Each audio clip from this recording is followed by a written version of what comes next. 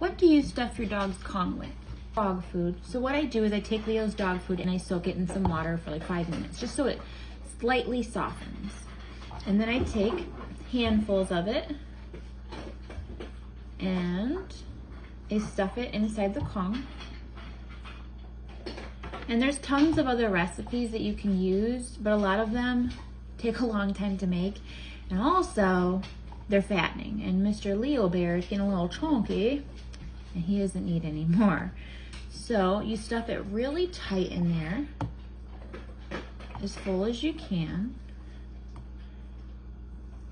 And you can kind of see in there. Okay, and then you're going to take, this is Leo's peanut butter.